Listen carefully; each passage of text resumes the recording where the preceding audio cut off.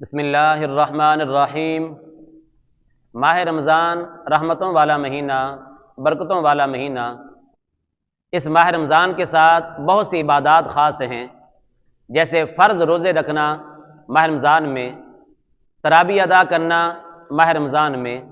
اسی طرح اس ماہ رمضان کے ساتھ ایک اور عبادت بھی خاص ہے جسے صدقہ فطر کہا جاتا ہے۔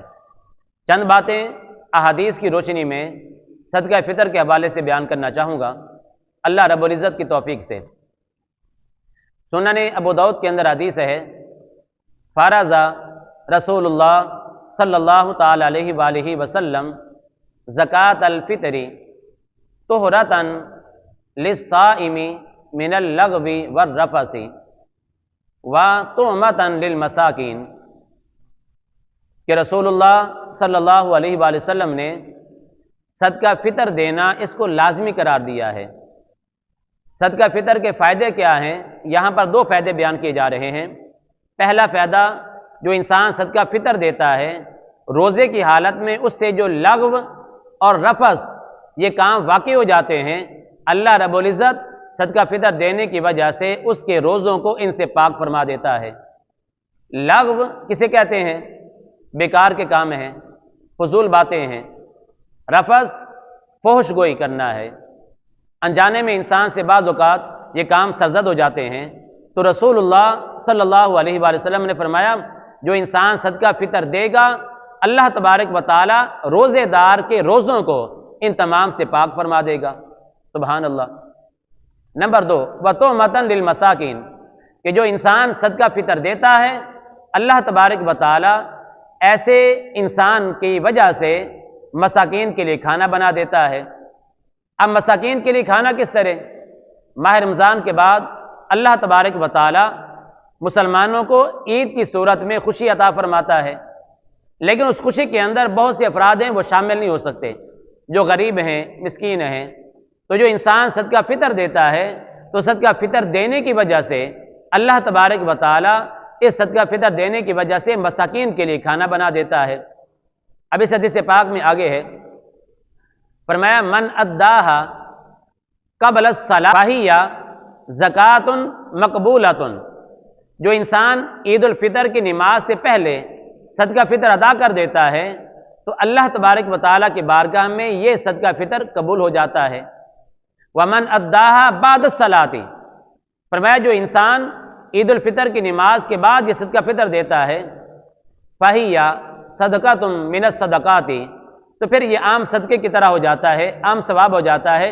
جو خاص ثواب ملنا ہے صدقہ فطر کا، اس سے وہ انسان محروم ہو جاتا ہے۔ تو کیا پتہ چلا کہ جو انسان صدقہ فطر دیتا ہے، یہ صدقہ فطر دینا انجانے میں جو انسان سے فضول بات یا فضول کام ہو جاتے ہیں یا فحش گوئی والی باتیں ہو جاتی ہیں، اللہ تبارک و تعالیٰ ان تمام کو معاف فرما دیتا ہے۔ جیسے بد نظری کرنا ہے، انجانے میں ہو جاتی ہے روزے کی حالت میں۔ اور دوسرا فائدہ صدقہ فطر دینے کا، مساکین کے لیے کھانا بن جاتا ہے، وہ بھی عید کی خوشیوں میں برابر کے شریک ہو جاتے ہیں۔ اور انسان کو ادا کب کرنا چاہیے؟ نماز عید الفطر سے پہلے، فجر کی نماز کے بعد، یا رات کو انسان ادا کر لے یا پہلے ادا کر لے۔ بعد میں ادا کرے گا تو ادا تو ہو جائے گا، لیکن جو خاص ثواب ہے صدقہ فطر دینے والا اس سے محروم ہو جائے گا۔ او کما قال، یہ سنن ابو داؤد کے اندر حدیث ہے۔ ایک اور حدیث ہے صحیح بخاری شریف کے اندر، فرض رسول اللہ صلی اللہ علیہ وآلہ وسلم زکوٰۃ الفطر صاعًا من تمر او صاعًا من شعیر، رسول اللہ صلی اللہ علیہ وآلہ وسلم نے صدقہ فطر دینے کو لازمی قرار دیا ہے۔ ایک سا کھجور سے یا ایک سا وہ جو سے ہے، 4 قسم کے اجناس ہیں، گندم ہے، جو ہے، کھجور ہے اور میوہ ہے کشمش۔ تو پیارے نبی صلی اللہ علیہ وآلہ وسلم نے اس حدیث پاک کے آگے فرمایا کہ جو انسان صدقہ فطر دیتا ہے، یہ صدقہ فطر ہے کن پر؟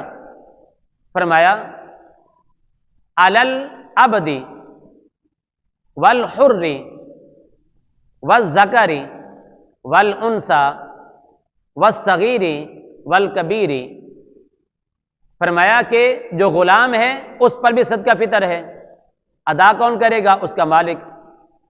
آزاد ہے اس پر بھی صدقہ فطر ہے، مرد ہے اس پر بھی صدقہ فطر ہے، عورت ہے اس پر بھی صدقہ فطر ہے، کوئی چھوٹا ہے اس پر بھی صدقہ فطر ہے۔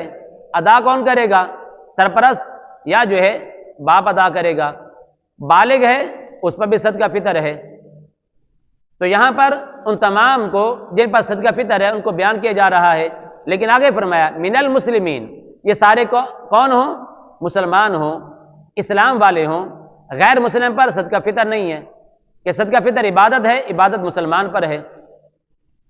امارا بیہا، اللہ کے نبی علیہ السلام نے صدقہ فطر دینے کا حکم دیا۔ کب دیا ہے؟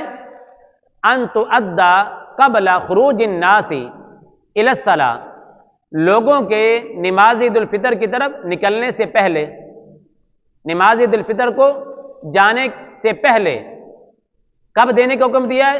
قبل خروج الناس الی الصلاۃ، نماز کی طرف لوگوں کے نکلنے سے پہلے صدقہ فطر کو ادا کرنے کا حکم دیا ہے۔ کب؟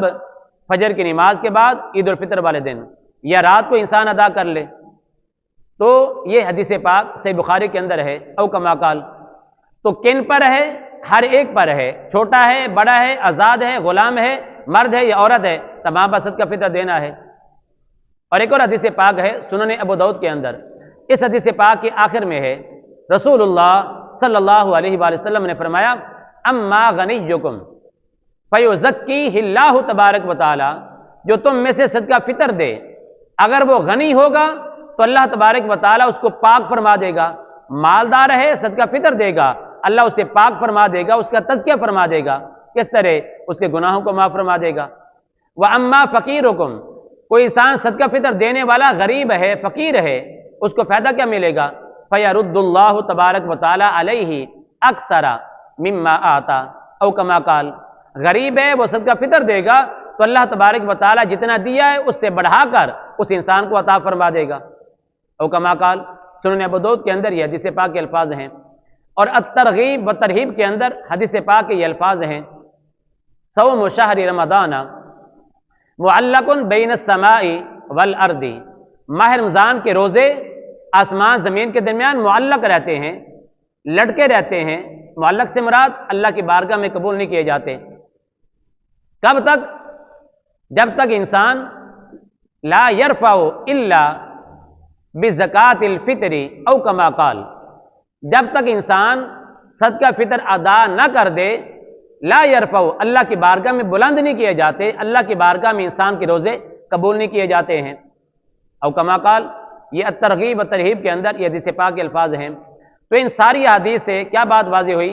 صدقہ فطر دینا لازم ہے، چاہے غریب ہے اسے بھی چاہیے دے، امیر ہے اسے بھی چاہیے دے۔ امیر ہے وہ دے گا، اللہ گناہوں کو معاف فرما دے گا۔ غریب ہے وہ دے گا مال میں سے تو اللہ تبارک و تعالیٰ اسے اور زیادہ عطا فرما دے گا۔ اب صدقہ فطر ہے کتنا؟ 4 قسم کے اجناس ہیں، گندم ہے، جو ہے، کھجوریں ہیں اور میوہ کشمش ہے۔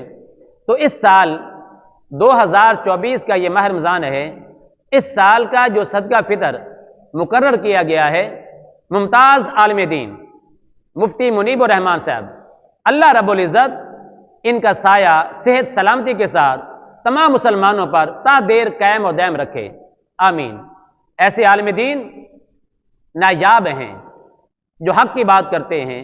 تو مفتی منیب الرحمان صاحب نے 2024 کے اس ماہ رمضان کا جو صدقہ فطر مقرر کیا ہے، جو ان کی طرف سے اعلان ہوا ہے، وہ ہے کم از کم اگر کوئی انسان گندم کے اعتبار سے دینا چاہے تو فی آدمی کا صدقہ فطر بنتا ہے 300 روپے، کم از کم گندم کے اعتبار سے۔ جو کے اعتبار سے دینا چاہتا ہے تو فی آدمی کا کم از کم صدقہ فطر بنتا ہے 600 روپے، کم از کم مقدار ہے۔ اور کوئی انسان کھجوروں کے اعتبار سے دیتا ہے، کم از کم جو کھجور کی قیمت ہے وہ فی آدمی کا بنتا ہے صدقہ فطر 2400 روپے۔ اور اگر کوئی انسان صدقہ فطر دینا چاہتا ہے میوے کے اعتبار سے، کشمش کے اعتبار سے، تو اس کا بنتا ہے کم از کم وہ 4400 روپے، یہ کم از کم مقدار ہے، لیکن اگر کوئی انسان زیادہ دینا چاہے تو پھر وہ زیادہ دے، اللہ تبارک و تعالیٰ کی بارگاہ میں وہ خزانوں کی کمی نہیں ہے، اللہ تبارک و تعالیٰ بھی اسے اور زیادہ عطا فرما دے گا۔ لیکن جو صاحب ثروت ہے، جو مالدار ہے، اسے چاہیے کہ اگر اللہ پاک نے اس پر اپنی عطاؤں کے دروازے کھول دیے ہیں، زیادہ دیا ہے، تو پھر اعلیٰ قسم کی جو جنس ہے اس سے صدقہ فطر ادا کرے، تاکہ غریبوں کا بھی فائدہ ہو جائے، مساکین کا بھی فائدہ ہو جائے، اور جو دینے والا ہے اس کا بھی فائدہ ہو جائے۔ زیادہ دے گا اللہ پاک زیادہ ثواب عطا فرمائے گا، زیادہ دے گا غریبوں کی زیادہ ضروریات پوری ہو جائیں گی۔ اب یہ صدقہ فطر کے حوالے سے چند باتیں تھیں جو بیان کی ہیں۔ اللہ رب العزت کی توفیق سے اللہ رب العزت کی بارگاہ میں دعا ہے کہ اللہ ہم سب کو اس عبادت کو بھی صحیح طور پر ادا کرنے کی توفیق عطا فرمائے، اور دینا کن کو ہے؟ مساکین کو دینا ہے، تاکہ وہ بھی عید کی خوشیوں میں برابر کے شریک ہو سکیں۔ آمین ثم آمین۔